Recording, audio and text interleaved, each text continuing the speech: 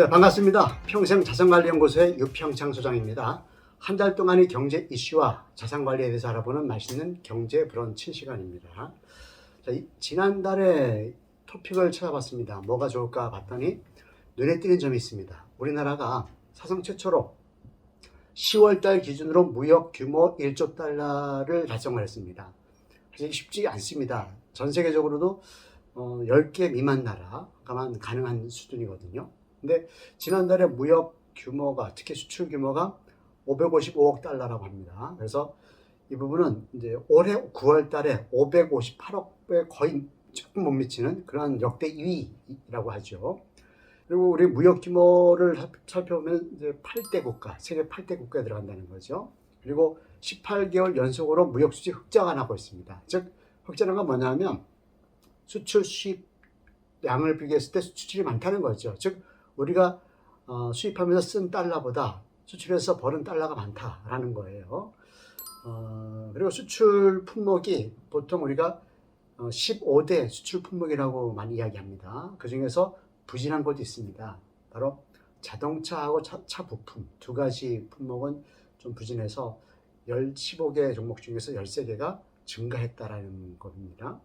특히 석유화학하고 철강, 바이오헬스 이런 부분은 역대 10월 중으로 비교했을 때는 수출 1위를 기록했다고 합니다.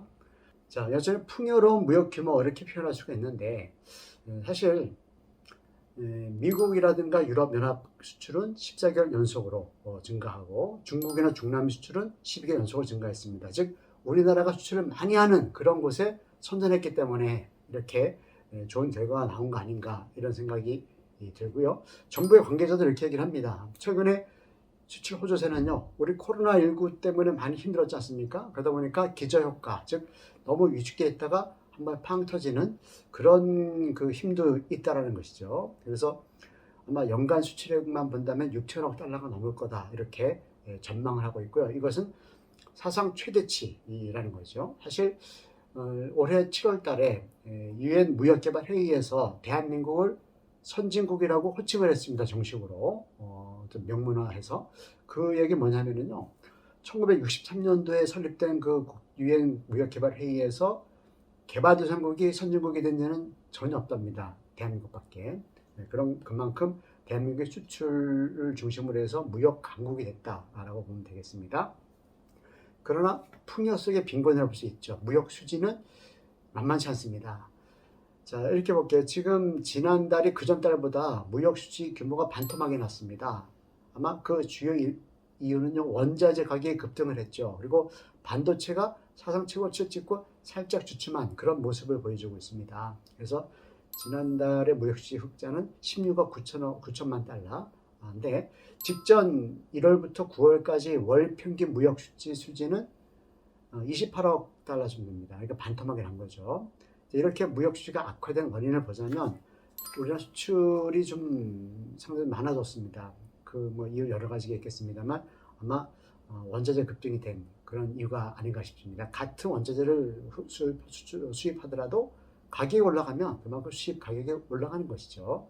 자, 걱정되는 부분은 여러분 알고 계시겠지만은 우리 주유소에서 휘발유 자동차에 기름을 넣을 때 1,800원 이렇게 되는 것 같아요. 그래서 우리 기억하기로는 뭐 1,300원 이렇게 기억이 나거든요, 머릿속에. 근데 지금 많이 올랐습니다. 그래서 우리 그 많이 올라간 원자재를 보면 원유 가격이 수입 그 증가된 부분이 82.9%, 유연탄이 83.6%, 철광석이 57.5%, LNG, 액화천연가스죠, 146.2% 이렇게 증가했다는 겁니다. 그러다 보니까 수출이 증가해서 무역 수지가 쪼그라든 원인이 되지 않은가 하는 생각이 듭니다. 자, 7대 경제 지표를 한번 살펴보겠습니다. 소비자 심리지수는 좀 낮았습니다. 100포인트를 기준으로 해서 106.8포인트니까 상당히 좀 양호한 거죠. 그리고 BSI 지수, 즉 제조업 업황 실적, 이제 기업체 CEO들에게 설문조사한 거죠. 100보다 낮아 있죠. 지금 90포인트입니다. 근데 변동은 없습니다. 자, 물가 상승률 지금 상당히 의미가 있습니다. 10년 동안 가장 높은 물가 상승률이 지금 됐습니다. 지난달이 전년 동월 대비해서 3.2%예요. 그럼 그전 달은 2.5%였거든요. 0.7포인트가 올라간 거죠. 자, 이것은 가장 큰 이유는 역시 이 석유 가격 그리고 그때 관련된 그런 부분들이 올라간 건데, 사실 뭐 부동산 매매 가격은 반영되지 않지만 전월세 가격은 반영이 되거든요, 물가에. 그런 것들 때문에 소재 물가 지수가 매우 올라간 거 아닌가 생각이 됩니다. 그러나 이제 우리 사상 최고 수준의 외환 보유액은 볼 때마다 든든합니다. 2021년 9월 말 기준으로 4,639억 달러를 가지고 있습니다. 그래서 대한민국은 이제 방어할 수 있는 실탄이 많다, 이렇게 이제 보시면 되겠습니다. 그래서 10월달 기준으로 경제 심리 지수죠. ESI 지수는 105.6포인트예요. 즉 105.6. 그래서 소비자 물가, 소비자 심리 지수하고 상당히 궤를 같이 하고 있다, 이렇게 보겠습니다. 주가 지수 보겠습니다. 10월 캔들 차트 월봉 기준입니다. 코스피 마이너스 3.2%고 코스닥 마이너스 1.08%입니다. 좀 요새 코스피라든가 코스닥이 주춤하죠. 주춤하는 배경 중에 하나가 미국의 금리 인상에 대한 그런 우려가 반영이 되는 것 같아요. 사실 우리나라 한국은행 기준금리가 지금 11월 초 기준으로 0.75%죠. 기준금리가. 그래서 올 초에는 0.5%인데 0.25%포인트 올랐습니다. 근데 아무래도 우리 하반기 한 2달 남았습니다만 다시 한번 오를 것 같아요. 0.25%포인트. 좀 작게 움직인다 해서 베이비 스텝이라고 합니다. 빅 스텝이 아니고. 내년에 베이비 스텝 2번 더 올라가면은 내년 이맘때쯤 되면 1.5% 정도가 될 것 같아요. 그럼 어떤 현상이 생기냐면은 예금이자가 2% 가까이 되겠죠. 그리고 대출이자가 지금 아파트 담대출 기준으로 평균적으로 3% 한 초반쯤 됩니다. 근데 이 부분이 한 5%가 될 것 같아요. 그러면 대한민국의 또 이 자산 시장의 흐름이 좀 변화가 많이 생길 것 같습니다. 자, 다우존스하고 나스닥, 미국 시장은 좋습니다. 각각 5.84%랑 7.27%가 올랐습니다. 근데 중국 시장은 조금 내렸습니다. 홍콩 시장은 조금 올랐고요. 전반적으로 볼 때는 지금 전 세계에 돈이 풀렸죠. 미국의 양적 완화. 아마 패드라고 미국의 중앙은행에서 가지고 있는 채권, 즉 시중의 채권을 사주면서 돈을 푸는 거잖아요. 그 부분이 10조 달러 이상이 될 겁니다. 코로나19 때문에 더 심해졌죠. 이것이 거꾸로 다시 테이퍼링, 즉 긴축이죠. 시중에 풀렸던 돈을 채권을 매각하면서 다시 흡수해버리는 이런 거가 되면은 아무래도 시중 금리가 미국 중심으로 해서 금리가 올라갈 것입니다. 그러면 우리나라 금리도 따라 움직일 수 있는 그런 것을 미리 조금 반영하고 있지 않는가 하는 생각을 해봅니다. 주식시장이 말이죠. 금리를 보면 좀 우려스럽습니다.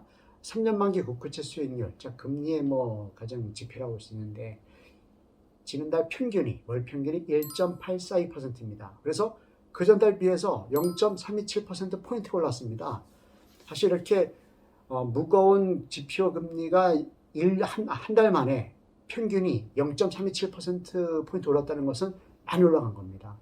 그럼 여기서 관련된 신용이 안 좋은 분들이라든가 뭐 이금융권이라든가 이런데 그 금융 금리는 훨씬 높아진다는 뜻입니다. 다행히 은행이라든가 상호주축 은행의 최고 금리는 그렇게 오르지 않았습니다. 그대로 유지가 되고 있고요. 역시 이 어떤 시중 금리가 올라가다 보니까 대출 금리의 기준이죠. 코픽스라고 시중은행들의 조달자금 평균 낸 건데 이 부분은 올라갔습니다. 잔액 기준으로 볼 때는 1.07%, 신규 취급액은 1.16%. 그래서 그 전달에 비해서 지난달이 각각 0.03%포인트와 0.14%포인트가 올랐습니다. 우리가 볼 때 0.몇 퍼센트 하니까 작은 것처럼 보이지 않습니까? 이게 한 달이에요, 한 달. 한 달이면 만약에 1년을 간다 하면 매우 눈에 띄는 거죠. 그러면 이것이 가계부채가 1,700조가 넘거든요. 신용카드까지 합치면 1,800조가 넘을 겁니다. 그런데 다 영향을 미친다는 겁니다. 그래서 이 대출 금리가 올라가는 것은 좀 예의주시해야 될 것 같고요. 따라서 지금은 시중의 아파트라든가 부동산 또는 일부 빚내서 하는 레버리지 투자 비율을 줄여야 되는, 현금화시키는 그런 노력을 조금씩 해야 될 걸로 보여집니다. 전 늘 말씀드리지만은 투자를 하거나 회수를 할 때 목돈을 한 번에 들어가고 나가는 것보다는 그 목돈을 잘게 쪼개서 가령 1억이면 1,000만 원씩 10번, 텀은 일주일 텀이라든가 해가지고 10번 들어갔다가 꺾고 나올 때는 들어갔던 평균 매입 단가, 평균 투자 금액보다 높은 구간에서 꺼내게 되면 매번 꺼낼 때마다 익절매가 되겠죠. 손절매가 아니라. 이렇게 저는 늘 가이드를 하고 있습니다. 환율은요. 10월달 평균 원달러 환율이 1182원 47전이 됩니다. 평균입니다. 그래서 그 전달보다는 10원 65전이 올랐습니다. 환율은 계속 올라가고 있습니다. 이것은 저는 대세의 흐름이라고 봅니다. 즉 대한민국 수출을 많이 해서 대한민국이 달러를 많이 벌어들여도 그 달러가 금방 빠져나갈 수 있습니다. 왜냐하면 수출로 한 무역 수지 말고 자본 수지라고 있잖아요. 즉 자금이 금융으로 들어와 있는 돈 한국에, 즉 다국적 기업이라든가 어떤 그런 국제적인 그런 펀드 뭐 아니면은 어떤 투자 자본 또는 뭐 연기금 이런 데서 한국에 들어와 있단 말이죠. 그 돈이 주식시장에만 한 700조 정도 된다고 합니다. 근데 이 돈이 빠져나갈 때는 달러를 환전해서 나가겠죠. 그러면 엄청난 달러 수요가 생길 수 있거든요. 그래서 그런 것들 때문인지 몰라도 아마 이제 우리나라 원달러 환율이 이제 미국과 미국 달러 한국의 원화의 비율이 1,200원은 올 연말에 넘어갈 것 같은 생각이 듭니다. 그리고 내년에 혹시라도 이 코스피 시장이 좀 주춤하게 되면 그 이상 올라갈 수도 있어 보입니다. 사실 작년에 4월 달에 원달러 환율이 1,300원까지 갔었습니다. 그러다가 올 초에 1,000원 초반까지 내려갔었죠. 그래서 저는 개인적으로 이 달러라는 것은 기축통화니까 부도가 없는 통화죠. 부도가 나지 않습니다. 그래서 투자를 했을 때 안정감이 있는데 가격이 움직인다는 겁니다. 골드처럼. 그러면 움직인다는 것은 시세 차익을 노릴 수 있는 기회가 있다는 거죠. 실제로 달러 표시 자산은요, 환차익에 대해서는 비과세 줍니다. 환차익은. 그런 것도 우리가 가이드할 필요가 있습니다. 즉 외화예금에서 수익이 났다. 환차익으로. 그럼 비과세 준다라는 겁니다. 통화량은요, 여전히 우리나라 M2라고 그러죠. 총통화의 증가율은 지난달이 12.5%입니다. 엄청나게 증가한 겁니다. 통상 한 5, 6% 정도면 적당한 걸로 보여지는데 이 부분이 12.5%나 올랐습니다. 그래서 그 전달보다는 1.10%포인트 올랐거든요. 저는 어떤 경우가 생길 수 있냐면요. 지금 수도권을 중심으로 해서 3기 신도시, 8개 도시에서 20만 채 이상의 아파트가 공급이 될 예정 아니겠습니까? 이제 올해 한 2만 채 정도를 사전 청약을 받고 있습니다. 자, 그러면 그 보상을 해줘야 될 거 아닙니까? 토지를 LH가 인수해야 되니까. 그러면 그 금액이 얼핏 추산했을 때 50조 정도 된다는 얘기가 있습니다. 그러면 통화 승수를 해가지고 통화량이 공급이 되면 거기에 보통 수십 배의 통화 증발 효과가 있다는 겁니다. 자산 가격에 미치는 영향이. 가령 1조를 풀게 되면은 그 1조가 시중에서 다른 여타 산업에 움직이면서 20조 이상의 어떤 효과를 낸다는 겁니다. 그래서 50조라는 거금의 토지 보상금이 풀릴 것은 기정사실이거든요. 그런 부분 아니면 뭐 국가가 채권을 발행해서 뭐 재난지원금을 준다든가 하는 것도 다 통화량이 증가되는 요소가 되겠습니다. 그런 배경으로 해서 M2 증가율이 상당히 높아져 있다라는 것이죠. 그리고 투자 예탁금은 10월 평균이 66조 정도 되고요. 그리고 코스피 주식거래 대금은 11.57조 정도가 됩니다. 그래서 조금은 약세입니다. 그래서 이런 것 때문에 코스피나 코스닥이 좀 가격이 좀 이렇게 지수가 하락하지 않았는가 하는 생각이 들고요. 주식형 펀드는 소폭 강세입니다. 순수 주식형 펀드만 본다면 87조 정도거든요. 작년에 조금 그 전달보다 올라갔다라는 것이죠. 자, 걱정스러운 이제 기름값입니다. 기름값. 특히 우리나라가 가장 많이 수입하는 두바이유 중동산 석유인데 80달러 정도 나가요. 80달러 배럴당. 배럴이 159리터가 1배럴입니다. 그래서 그 전달보다 월 평균으로 봤을 때 8달러 38센트가 올라갔습니다. 상당히 큰 금액입니다. 우리가 예금을 할 때 1%가 1년에 주는 이자거든요. 1%가. 한 달 만에 8.38달러니까 거의 10%가 올라간 거죠. 10%가. 그러면 연으로 환산한다면 120%가 올라간다는 것이죠. 물론 연으로까지 계속 올라가기는 쉽지 않지만 국제 금시세도 그래서 그런지 조금 올랐습니다. 온스, 1온스, 28.35g이 1온스인데 1776.43달러, 약 1780달러 정도가 됩니다. 국제 금시세가. 그래서 그 정도가 좀 올랐습니다. 부동산은요, 걱정한 대로 지표가 나오고 있습니다. 지금 시중에 특히 아파트, 특히 서울과 수도권의 핵심 요지 이런 곳에 있는 아파트들이 많이 거래되는 건 아닙니다. 절대로. 실제로 저는 음마아파트의 매매를 보고 있거든요. 한 10수년째 보고 있는데 한 채도 거래되지 않았더라고요. 9월달 기준으로 봤을 때. 한 채도 거래되지 않았습니다.